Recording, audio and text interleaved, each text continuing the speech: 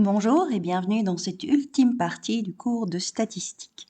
Nous allons aborder ici les statistiques à deux variables. Et précisément, est-ce qu'il existe une corrélation entre ces deux variables? Alors je tiens à vous mettre en garde, de prime abord. C'est un chapitre qui demanderait énormément de développement. On devrait passer plusieurs heures sur chacune des comparaisons ici entre les deux variables. Nous n'en avons pas le temps, donc ici, j'ai fait quelque chose de court, de certainement trop court pour l'intérêt que ça apporte. C'est comme ça, c'est un cours de 15 heures, je suis malheureusement obligée d'abréger. Si vous avez besoin d'informations complémentaires, je pense que vous êtes suffisamment formé maintenant que pour aller les chercher par vous-même, ou tout simplement, et là je m'adresse à mes étudiants, en me contactant pour avoir plus d'informations. Donc, nous allons aller vers cette statistique bivariée. Allez go, c'est parti. D'abord, une petite mise au point, une petite mise en garde surtout. Ne pas confondre corrélation et causalité. Et malheureusement, c'est une confusion qui est excessivement fréquente. Alors, je vais vous montrer ici sur un petit exemple. Regardez, j'ai pris l'extrait d'un magazine qui annonce que suite à une enquête qui a été menée auprès de 45 000 femmes, donc vous voyez déjà la taille de l'échantillon, c'est pas rien du tout, on a constaté qu'elles étaient plus sujettes au suicide si elles avaient un chat. Le titre ici, les femmes qui ont des chats se suicident davantage. C'est ça la corrélation. C'est de dire le nombre de suicides augmente en même temps que le nombre de chats. Donc ça, c'est une corrélation qu'on annonce positive. Les deux augmentent en même temps. On pourrait également avoir une corrélation négative. Ce n'est pas le cas de ce sujet, mais une corrélation négative, c'est tout simplement de dire que quand l'un augmente, l'autre diminue. On y reviendra. Ici, les deux augmentent en même temps. Il s'agit d'une corrélation. Ce n'est pas un lien de cause à effet. Et le lien de cause à effet pourrait vous dire, j'ai un chat, donc automatiquement, je vais me suicider. La cause chat va avoir pour conséquence mon suicide. Non, ce n'est pas ça du tout que suggère la corrélation. Attention, pas plus qu'elle ne suggère une implication dans le sens contraire. Je pense que je suis suicidaire, tiens, je vais du coup acheter un chat pour donner raison à l'étude. Non, absolument pas. Donc ça, le lien de cause à effet, on l'oublie. Ça n'a rien à voir avec la corrélation. Et attention, c'est vraiment des choses qui se rencontrent dans le sens de l'incompréhension extrêmement fréquemment. Combien de fois est-ce qu'on n'a pas vu des études qui stipulaient que le niveau des étudiants baissait, par exemple, et tiens, on met ça en rapport avec le fait que les étudiants ne lisent plus. Il y a une corrélation. Est-ce que c'est une causalité? Je ne m'avancerai pas du tout. Pour déterminer s'il y a un lien de cause à effet, il faut faire des études bien plus poussées que celles qu'on va faire. Nous, tout ce qu'on peut faire à partir d'une étude statistique, c'est de dire est-ce qu'on augmente en même temps ou bien est-ce qu'on augmente et diminue en même temps. C'est tout ce qu'on peut faire. Par contre, le lien de cause à effet, il existe en fait dans l'article. J'avais les deux propositions, j'ai un chat, je suis suicidaire. Eh bien, toutes ces deux propositions-là ont une même cause. Et là, on parle bien d'une cause, on ne parle plus d'une corrélation. À savoir que si j'ai un chat, eh bien, le chat, malheureusement, avec ses déjections, va m'apporter dans la maison des bactéries et je suis plus sujette à souffrir de toxoplasmose. Et la toxoplasmose, elle a pour application notamment des changements d'humeur, dans le sens négatif, bien sûr, et donc là, peut-être que j'aurai un penchant supérieur par rapport au suicide. Mais vous voyez la différence. Donc, chat et suicidaire, c'est une corrélation, c'est-à-dire que j'augmente en même temps. Toxoplasmose, c'est la cause. Là, on est un lien de cause à effet. Et donc, on peut comprendre ce qui lie la corrélation. Ce qui n'est pas toujours le cas. La corrélation, elle peut tout à fait résulter d'un hasard complet. Donc en fait, vous avez deux cas de figure. Si vous constatez une corrélation, soit il y a une cause, comme la toxoplasmose dans la corrélation nombre de suicides et nombre de chats, soit il n'y en a pas. Et la corrélation, elle est juste due au hasard. Et ça arrive souvent. Alors, je vais commencer ici par la première comparaison. Donc, nous allons jouer avec deux variables statistiques. C'est la première et dernière fois lors de cette capsule, ce qui clôturera le cours. Et là, je lis l'énoncé avec vous. Par exemple, lors d'une étude sur l'attitude des téléspectateurs face aux publicités, on demandait, lorsque les publicités apparaissent entre deux émissions, que faites-vous?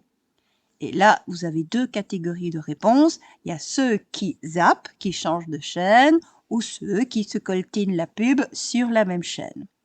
Et puis, on a séparé l'échantillon en deux catégories de répondants, les moins de 40 ans et les plus de 40 ans.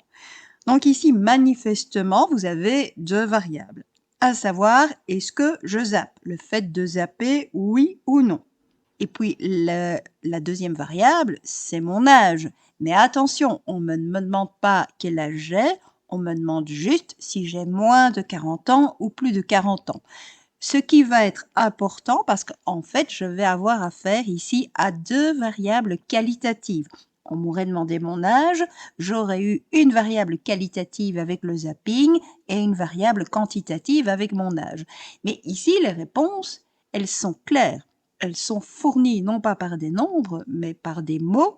Est-ce que vous zappez oui ou non? Première variable qualitative. Est-ce que vous avez plus ou moins de 40 ans? Deuxième variable qualitative. Et l'étude ici va reposer sur le fait qu'on va voir s'il y a une corrélation entre ces deux variables qualitatives. C'est-à-dire que si je suis dans les plus de 40 ans, est-ce que j'ai une tendance à zapper davantage? Oui, non. Ou au contraire, à zapper moins? Oui, non.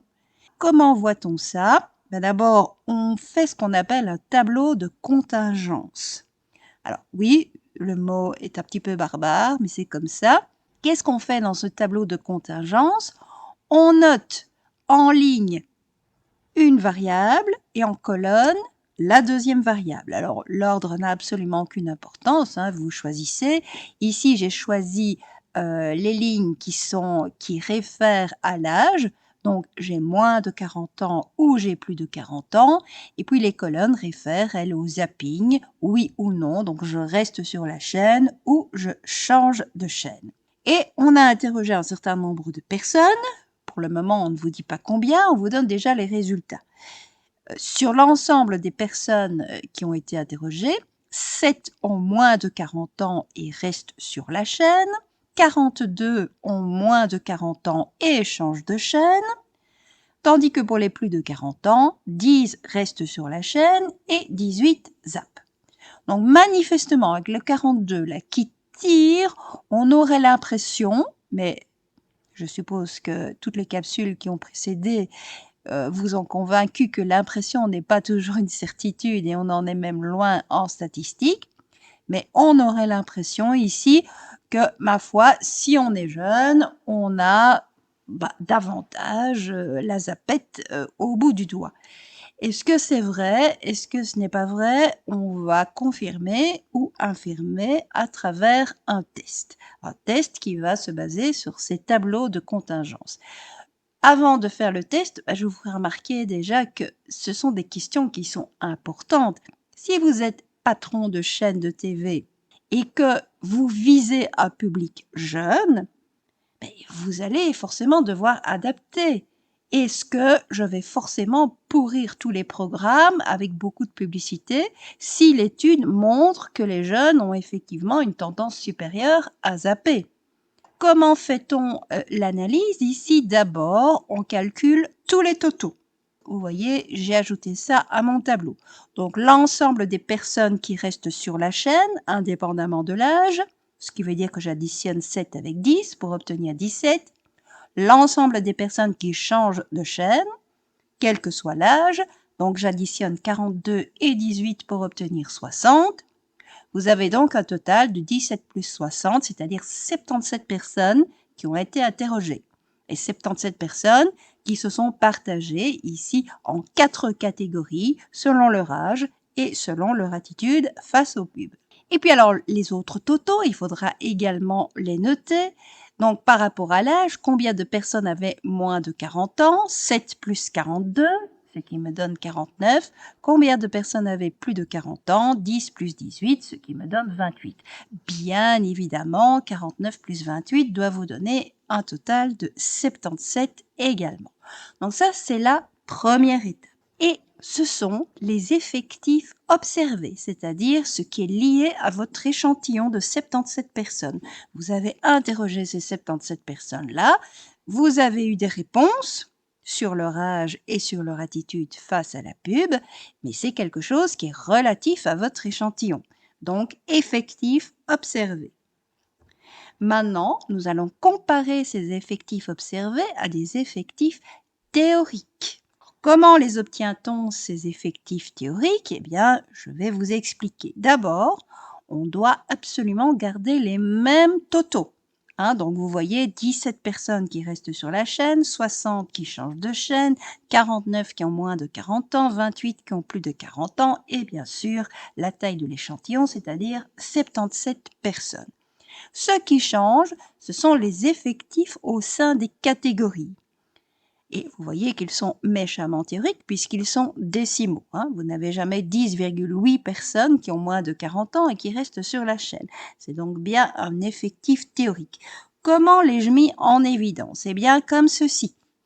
Vous prenez tout simplement, regardez, je suis ici pour avoir l'effectif 10,81, etc. Je suis dans la case tableau à double entrée, j'ai moins de 40 ans, et je reste sur la chaîne. Eh bien, je vais tout simplement prendre ici les totaux de ces deux facteurs-là. Donc, je prends le total des personnes qui restent sur la chaîne, à savoir 17.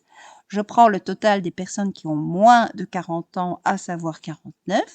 Et je divise le tout par le total général, la taille de mon échantillon, c'est-à-dire 77.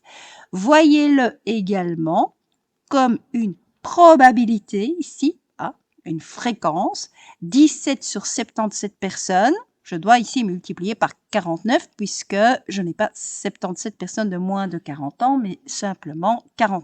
Et donc j'obtiens 10,8181 répété un certain nombre de fois. Faites les trois autres calculs, les plus de 40 ans qui restent sur la chaîne, ça va vous faire quoi? Vous prenez le total des personnes qui restent sur la chaîne, 17, vous le multipliez par le total des personnes de plus de 40 ans, 28, et vous divisez le tout par 77. 38,18, ce sera quoi? Ce sera 60 fois 49 divisé par 77. Et enfin, 21,81, ce sera 60 fois 28 divisé par 77. C'est comme ça que vous obtenez vos effectifs théoriques. Maintenant, ça doit vous rappeler des souvenirs, ça. Effectif observé, effectif théorique. Eh ben oui, c'est le fameux qui carré. Il est de retour. C'est un autre test. C'est aussi un test du qui carré, alors qui diffère de celui qu'on a déjà mis en évidence, mais du qui carré, on va en manger. Donc ça, en statistique, c'est comme ça. Et je vais tester maintenant deux hypothèses, puisque je suis dans un test d'hypothèse, donc une hypothèse nulle et son alternative. L'hypothèse nulle, c'est que les deux variables sont indépendantes. Donc, l'âge n'a rien à voir avec le fait de zapper ou non. Hypothèse alternative, eh bien, les deux variables sont liées. Donc, il y a effectivement un effet âge sur le comportement face à la pub. On ne vous dit pas lequel. On ne vous dit pas s'il y aura davantage de zapping quand on est jeune ou quand on est vieux. On ne vous le dit pas. Mais en tout cas, il y a un effet. Il y a une corrélation. Et comment va-t-on calculer ce qui carré? Eh bien, comme ceci, tout simplement, nous prenons, et on ne sera pas surpris, la différence entre l'effectif observé et l'effectif théorique. On élève cette différence au carré et puis on divise par l'effectif théorique. Cela pour chacune des 4 catégories. Et puis, on calcule ce que ça vaut, tout simplement, et nous voilà avec les 4 contributions, vous le voyez bien. On voit d'ailleurs tout de suite quelles sont les catégories ici qui amènent une différence majeure par rapport à la théorie. Vous voyez ici que les moins de 40 ans qui changent de chaîne, ma foi, vous avez une contribution de 0,38, donc on ne s'éloigne pas trop de la théorie, c'était attendu. Par contre, les plus de 40 ans qui restent sur la chaîne, là, c'est la contribution qui est la plus importante. Et donc là, notre échantillon diffère un petit peu de ce qu'on aurait pu attendre à partir de la théorie.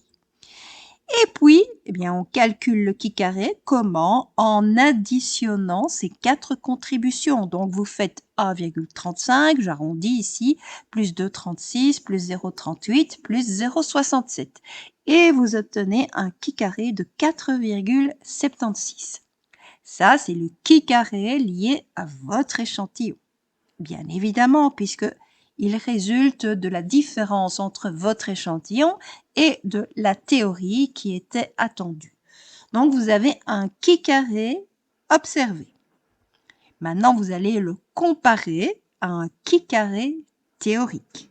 Nous travaillons avec 95% de certitude, c'est-à-dire que nous accordons 5% à la probabilité alpha de faire une erreur de première espèce.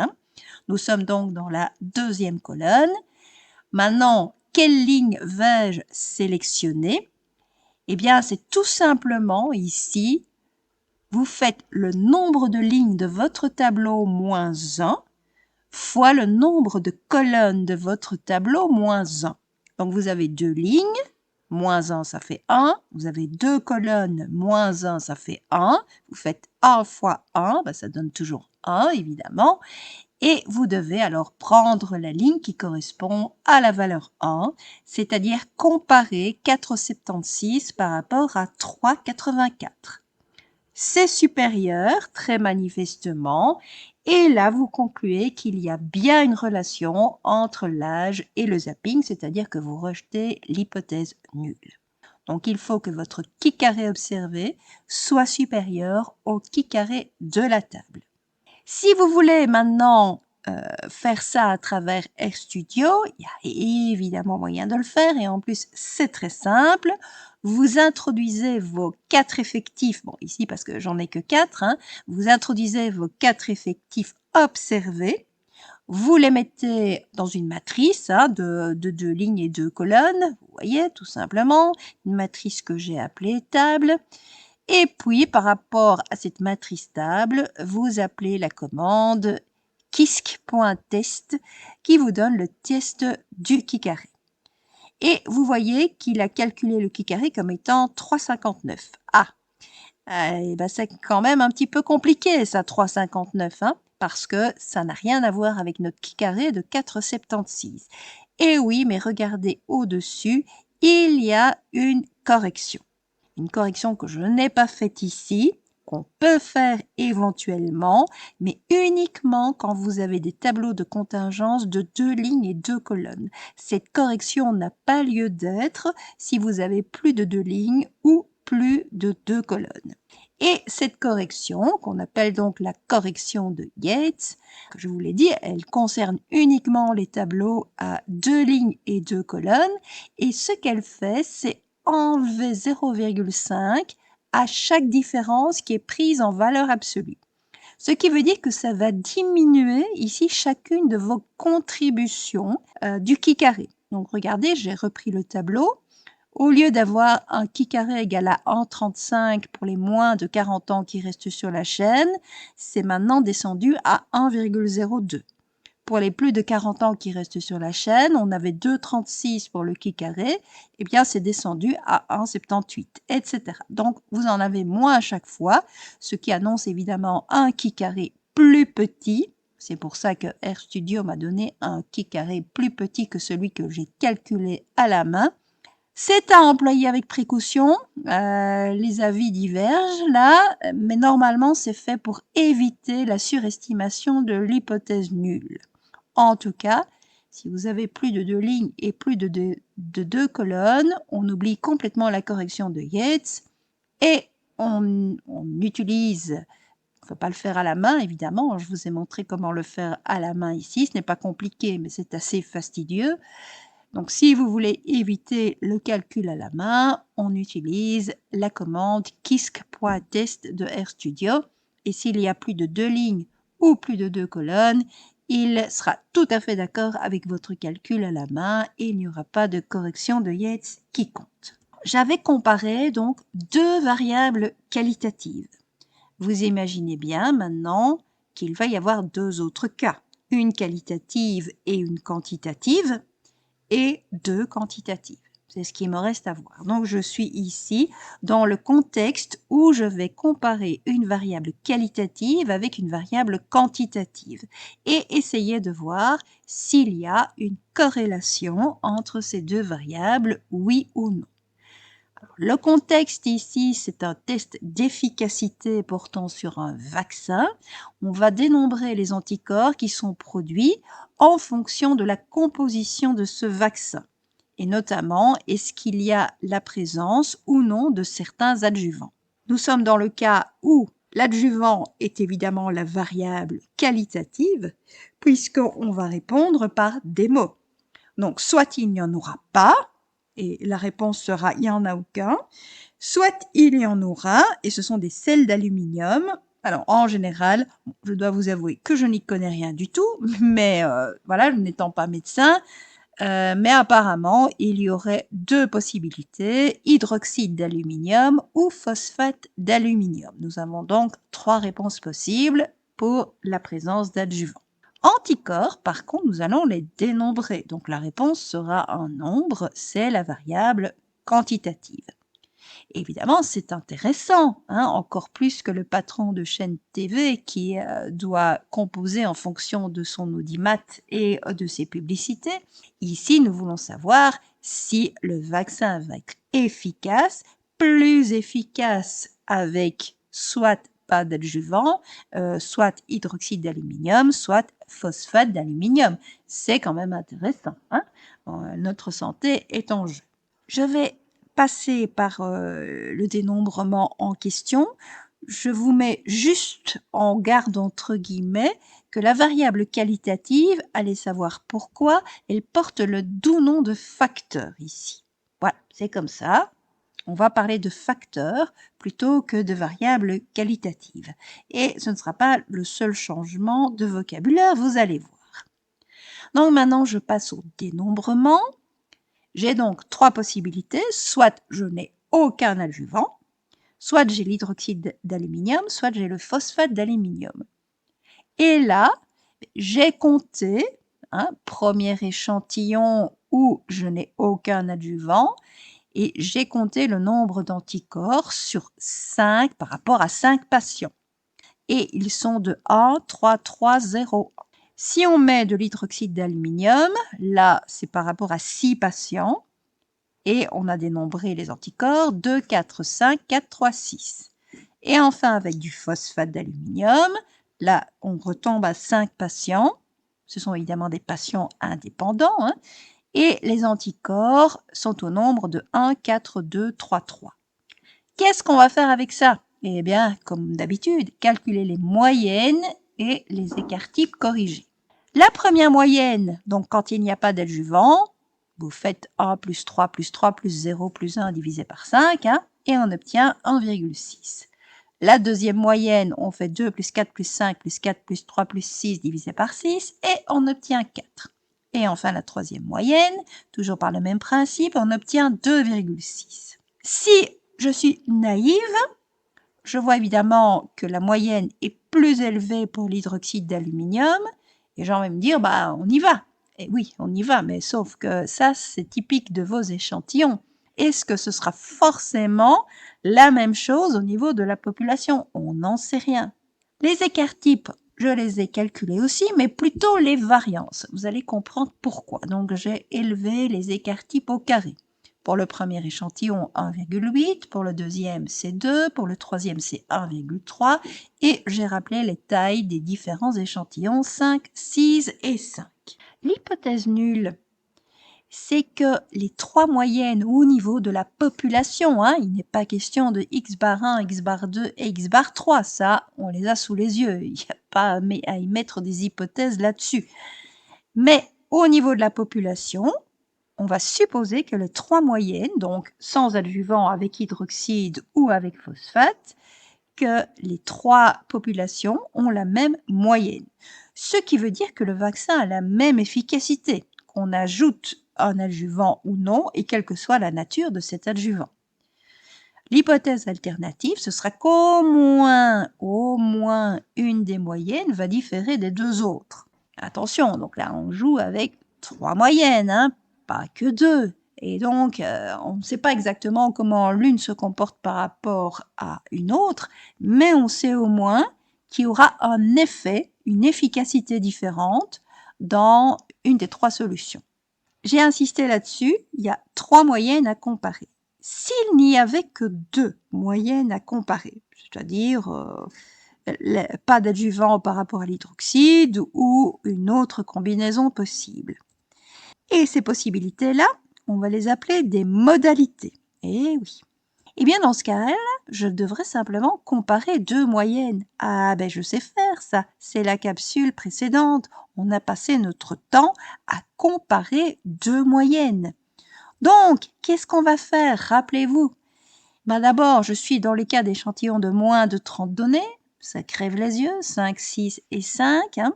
Ce qui veut dire que je dois faire un test T par rapport à la loi de Student, que je dois donc calculer la différence des deux moyennes d'échantillons, diviser par un dénominateur assez abominable, qui va vous donner un écart type moyen, donc je vous rappelle la définition ici, et puis une racine carrée avec les inverses des tailles d'échantillons qui sont additionnées l'une à l'autre.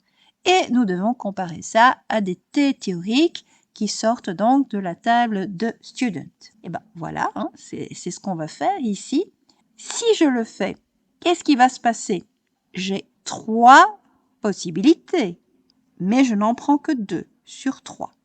Je n'ai que 2 modalités sur les 3 qui sont présentes à l'origine. Donc je peux choisir de comparer pas d'adjuvant et hydroxyde, pas d'adjuvant et phosphate, hydroxyde et phosphate. Je vous laisse calculer. Pour le premier, par exemple, aucun et hydroxyde, N1 vaut 5, N2 vaut 6, SC1 au carré, on l'avait calculé, la variance du premier échantillon, SC2 au carré, on l'avait calculé également, c'est la variance du deuxième échantillon. On remplace en prenant la racine carrée, voilà, et on obtient un T de moins 2,87. Je vous laisse faire le calcul. À comparer, bien sûr, avec le T de la table de Student. Avec combien de degrés de liberté? N1 plus N2 moins 2. C'est-à-dire ici 5 plus 6 moins 2, 9. Donc 9 degrés de liberté. GeoGebra me donne alors le T théorique qui est de moins 1,83. Le T ici est inférieur, le T observé est inférieur au T de la table. Dans les deux autres cas, faites le calcul, vous avez chaque fois des T qui sont, en tout cas pour le aucun et phosphate, inférieurs, et pour hydroxyde et phosphate, inférieurs aussi. Mais attention, dans le cas de aucun et hydroxyde, je suis dans les négatifs. Ce qui veut dire que je suis dans la partie blanche, là, et pas dans la partie où il n'y a pas de conclusion. 2 à 2, je n'ai aucune conclusion entre pas d'adjuvant et phosphate. Je n'ai aucune conclusion entre hydroxyde et phosphate. Par contre, je suis dans le cas où je rejette l'hypothèse nulle dans pas d'adjuvant et hydroxyde. Et si je rejette l'hypothèse nulle, ça veut dire que les deux moyennes de population sont différentes. Et même, puisque nous sommes dans les négatifs ici, il y en a une qui est inférieure à l'autre. C'est la première qui est inférieure à la deuxième. Autrement dit, vous produisez moins d'anticorps quand vous n'avez pas d'adjuvant que quand vous mettez de l'hydroxyde d'aluminium. C'est ce que semblent en tout cas nous dire les nombres que nous avons dans nos échantillons. Je vous ferai remarquer, là avec la magnifique petite flèche qui est intervenue, donc que, attention, il faut satisfaire des choses, à savoir que vos échantillons sont issus d'une loi normale, que des variances ou des tailles similaires d'échantillons doivent être observées. Est-ce vrai? N'est-ce pas vrai? Donc il faudrait normalement comparer tout ça, mais je vous assure que c'est vrai, heureusement. On n'est pas venu pour ça, on est venu pour 3 modalités, parce que c'est ça qui est intéressant. Si on n'avait eu que 2 modalités, 2 moyennes à comparer, je n'aurais même pas envisagé ce cas-ci, c'était la capsule précédente. Maintenant, nous avons 3 moyennes à comparer. Et là, c'est nouveau. Le test T, il ne peut pas vous le faire, il le fait 2 à 2. Alors, c'est gentil quand on a 3 modalités, 2 à 2, ça peut encore se faire, mais imaginez que vous ayez 20 modalités, vous devenez fou à faire autant de tests T. Donc là, il faut absolument utiliser autre chose quand vous avez plus de 2 modalités, c'est-à-dire plus de 2 moyennes à comparer. Dans ce cas-là, le test T fait place à un nouveau test, qui s'appelle le test ANOVA. ANOVA, ça résulte de Analysis of Variance. Et on l'appelle à un facteur, rappelez-vous, parce que vous avez une variable qualitative, c'est ça votre facteur. Test ANOVA à un facteur, vous avez une seule variable qualitative qui est la nature de l'adjuvant, ici, et vous devez voir si, effectivement, il y a un impact par rapport au nombre d'anticorps produits. Attention, attention, vous aviez déjà des conditions d'application pour le test T. Ce serait étonnant qu'on n'en ait pas pour le test ANOVA, et nous en avons, et c'est la même chose. Vous devez avoir sous-jacente par rapport à vos échantillons une distribution normale et une similitude des variances, rien que ça. Sinon, vous ne pouvez pas appliquer le test ANOVA. Alors, j'ai ici fait appel à RStudio pour voir si j'avais une similitude des variances. Distribution normale, c'est toujours Shapiro-Wilk. Et je l'ai fait pour vous. Je ne suis pas en train de vous le donner ici parce que Shapiro-Wilk, on en mange depuis plusieurs heures. Vous savez vous débrouiller.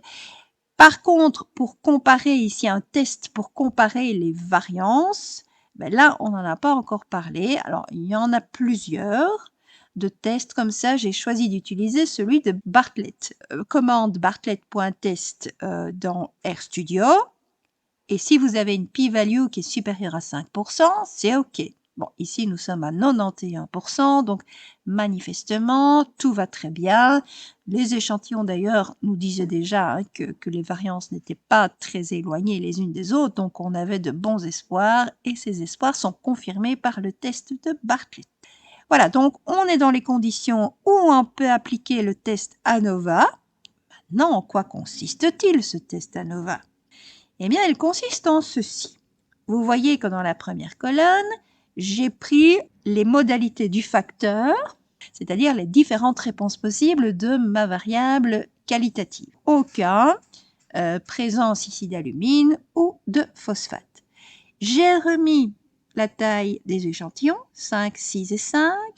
J'ai remis la moyenne de chacun des échantillons, 1, 6, 4 et 2, 6. J'ai remis les variances de chacun des échantillons, 1, 8, 2 et 1, 3. Et maintenant, c'est là qu'on va s'amuser. Parce qu'il y a, qu'on appelle des SCE, c'est-à-dire des sommes, des carrés, des écarts, c'est ça que ça veut dire. Alors, soit intragroupe, soit entre les groupes. Pourquoi? Parce que vous avez 3 groupes ici. 3 échantillons, donc 3 groupes. Au sein de chaque groupe, on va calculer ce qui ressemble fort à la variance, d'où le nom d'ANOVA, mais qui n'est pas vraiment la variance puisque je n'ai pas divisé par la taille de l'échantillon moins 1. Mais bon, à part ça, c'est pareil. C'est-à-dire que vous prenez chacune des valeurs que vous avez au sein d'un échantillon et vous lui enlevez la moyenne de cet échantillon-là. Et puis, vous élevez alors au carré. et vous faites ça pour chacune des valeurs.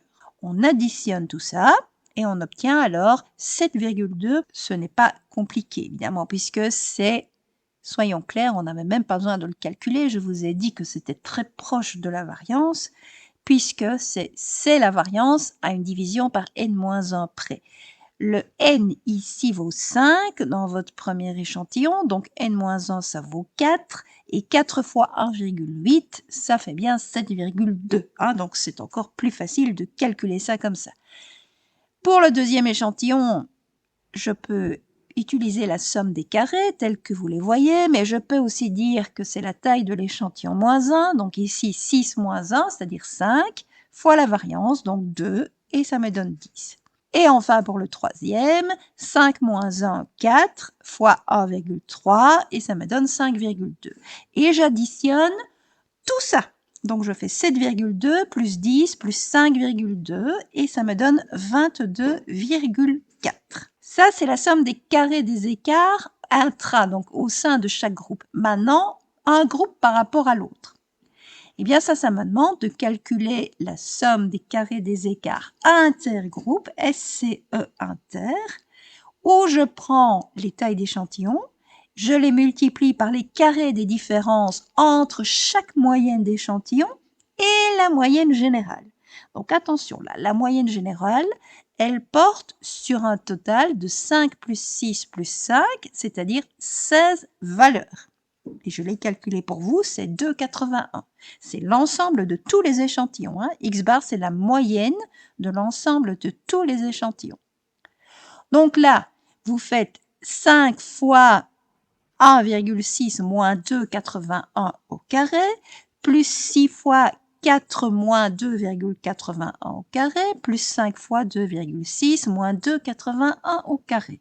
Vous additionnez le tout et vous obtenez 16,04. Qu'est-ce qu'on va faire maintenant avec ces résultats 22,4 et 16,04. Eh bien, on va pratiquement les diviser l'un par l'autre. Sauf qu'on va devoir amener des degrés de liberté ici. Donc, vous voyez, on calcule ce qu'on appelle un nombre f. C'est lié à un test qu'on appelle de Fisher. Vous prenez donc la somme des carrés des écarts inter, c'est-à-dire 16,04. Vous le divisez par le nombre de modalités que vous avez, moins 1. Donc ici, il y a 3 modalités, moins 1, ça fait 2. Ça, ce sera votre numérateur, 16,04 divisé par 2. Le dénominateur, c'est votre somme des carrés, ici des écarts intra, donc au sein de chaque échantillon, donc 22,4, divisé par le nombre total ici de données que vous avez au sein des 3 échantillons, donc j'ai dit ça fait 16, moins le nombre de modalités, donc moins 3, ce qui me donne un total de 13. Calculette, et ça me donne un nombre f qui est égal à 4,65. Maintenant, ce 4,65, vous vous en doutez, c'est par rapport aux échantillons, donc vous devez le comparer à un f théorique. Comment on va chercher ce f théorique? Par GeoGebra, hein, mais je vais vous le donner.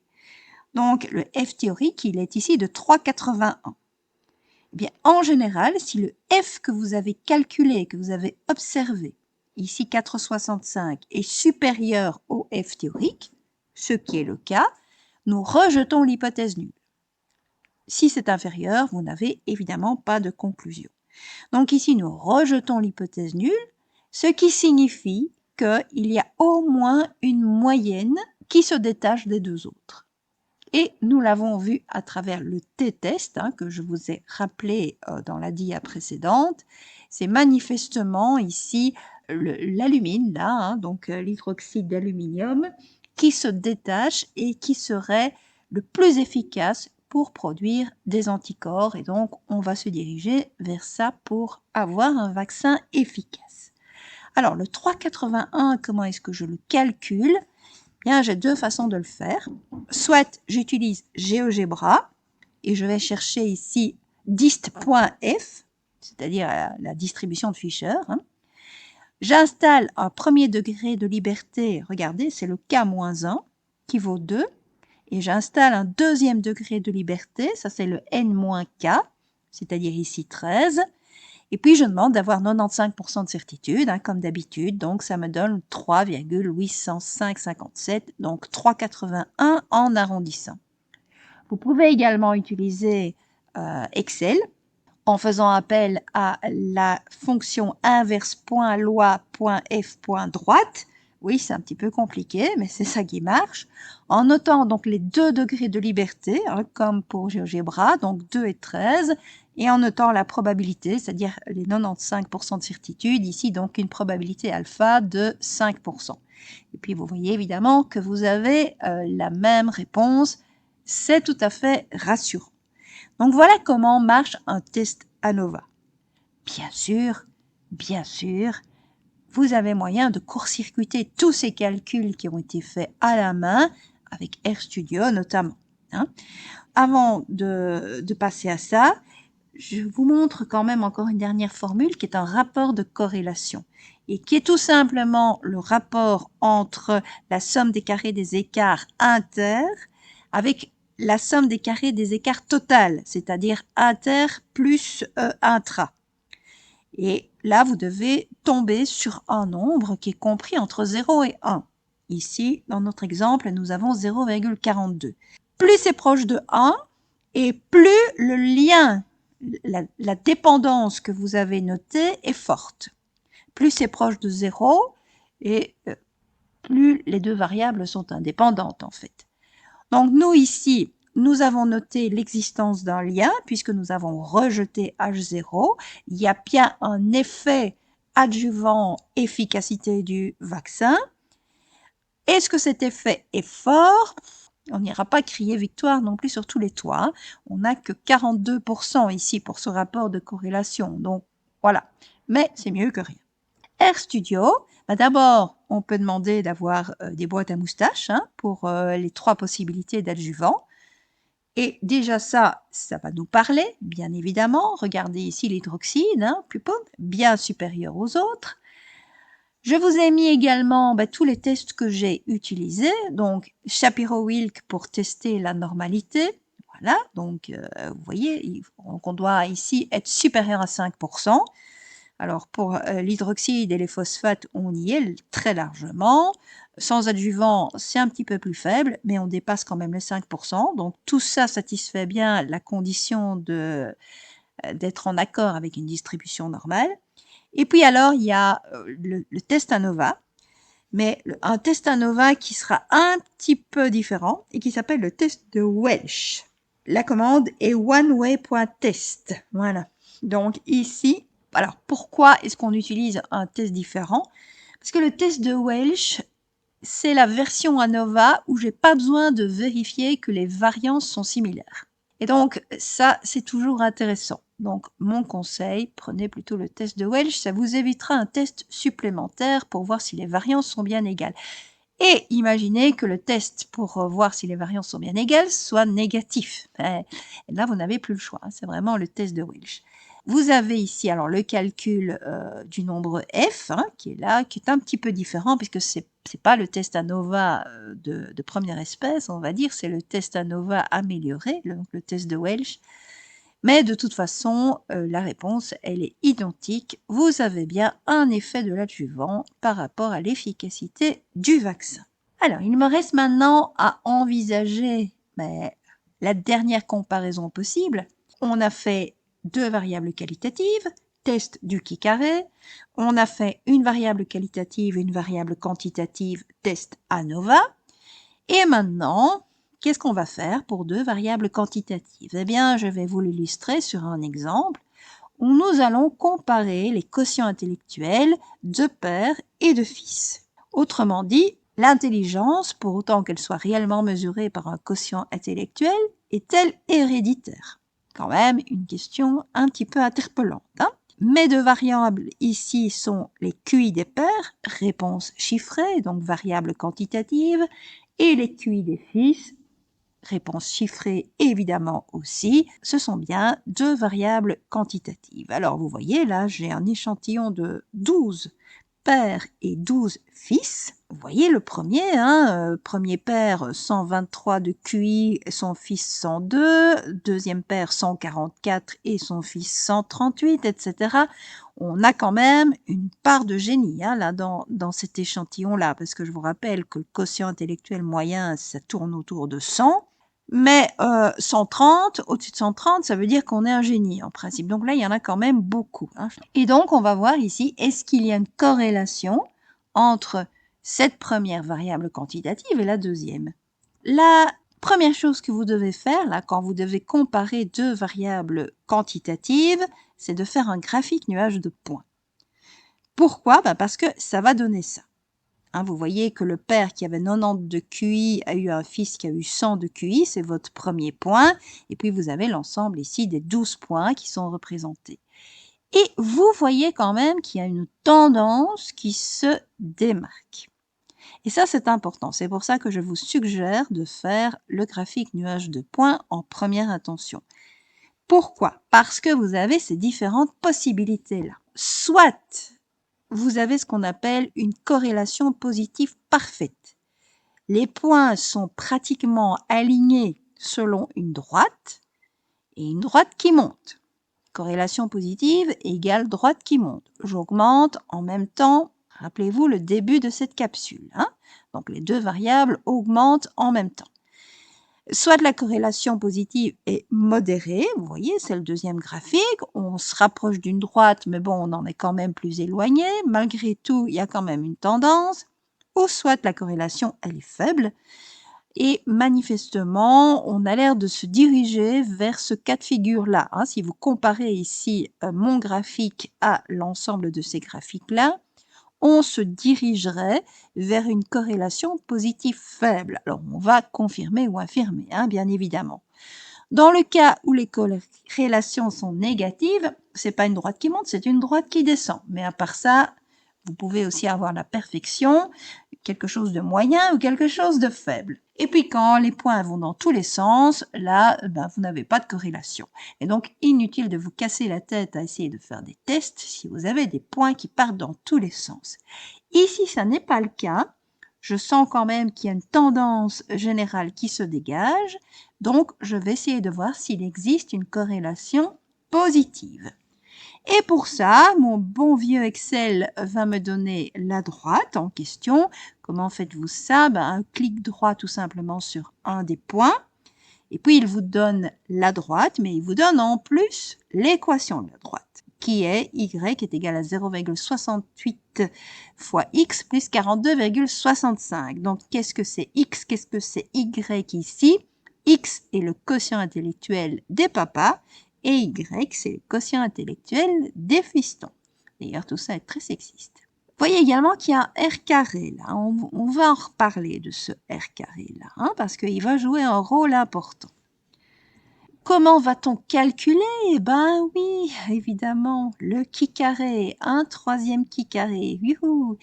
Et vous voyez ici qu'il est défini comme une somme de différences élevée au carré.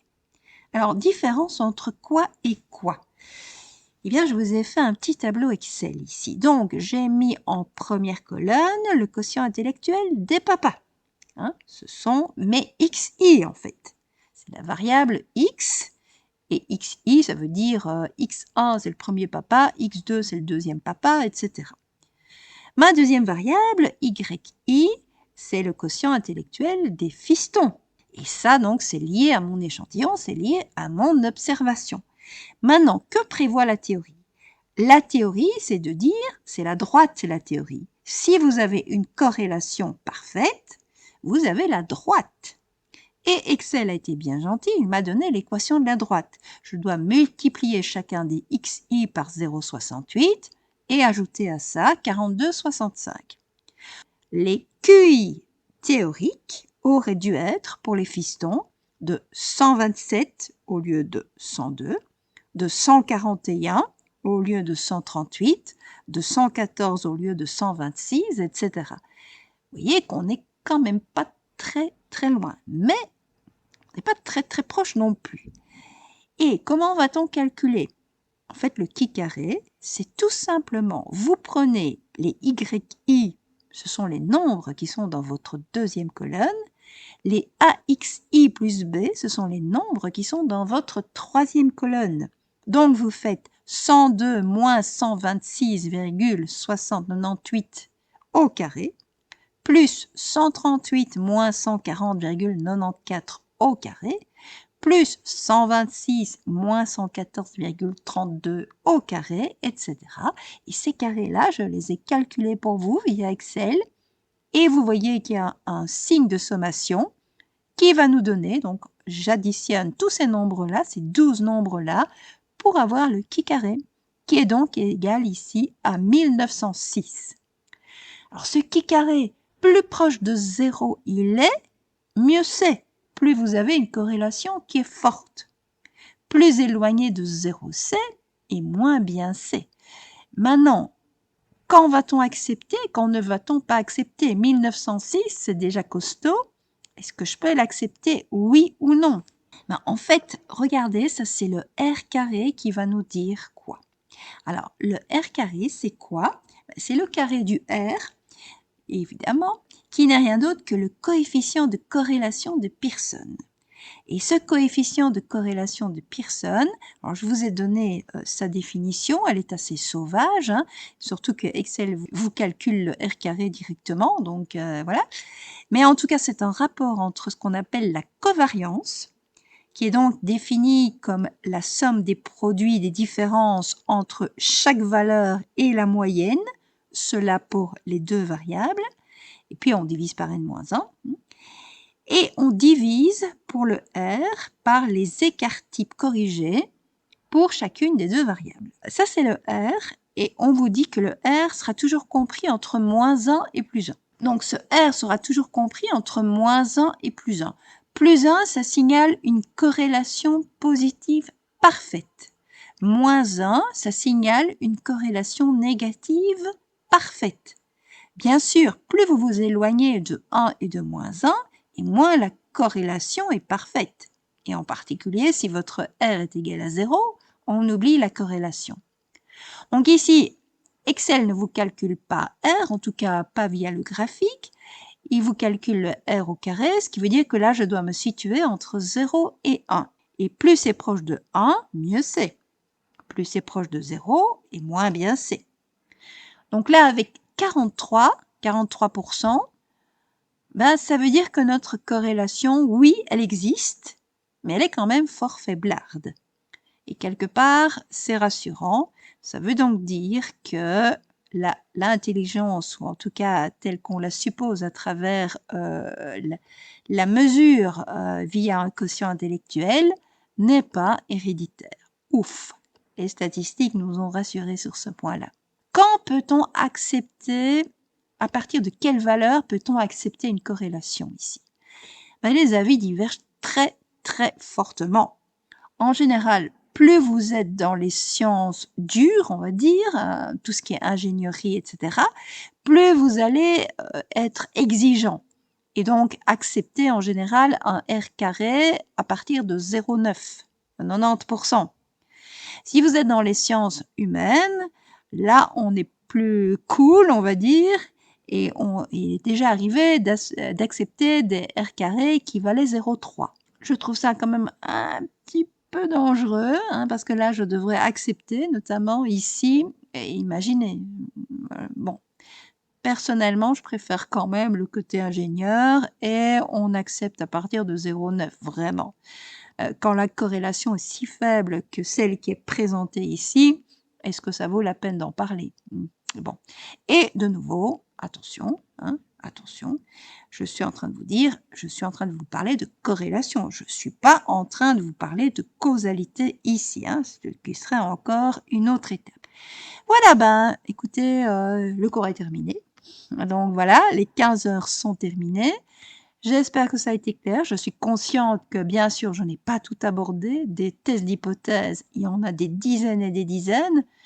Voilà, j'ai fait une sélection de ce qui, normalement, devrait vous être utile, notamment dans le cadre de votre TFE.